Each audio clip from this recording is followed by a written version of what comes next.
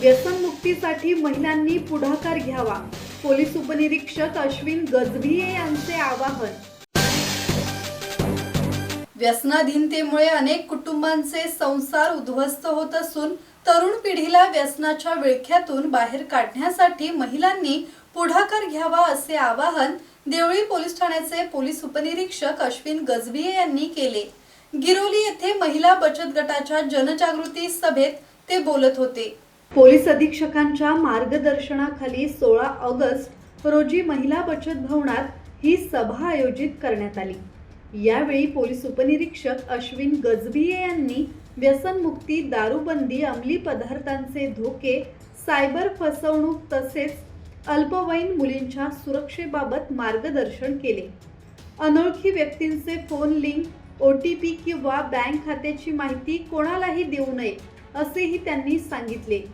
व्यसनमुक्त समाज घडवण्यासाठी केवळ पोलिसांचे प्रयत्न पुरेसे नाहीत. महिला, पालक, शिक्षक आणि समाजातील प्रत्येक घटकाने एकत्र येऊन जनजागृती केली तर व्यसनमुक्त गावाची संकल्पना साकार होऊ शकते असा विश्वास गजभिये यांनी व्यक्त केला.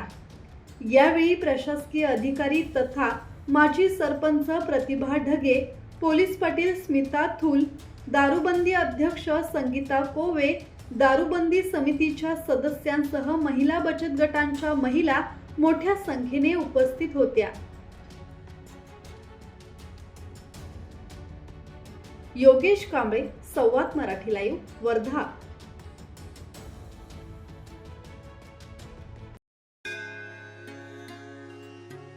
श्री गणपती संस्थान महड, तालुका खालापूर, जिल्हा रायगड. श्री वरदविनायकाच्या भक्तांसाठी भक्त निवासाची सोय, स्वच्छता आणि 24 तास गरम पाणी. CCTVची नजर. आगाऊ नोंदणीसाठी संपर्क करा 021 92 26 69 12 72 76 47 38 54.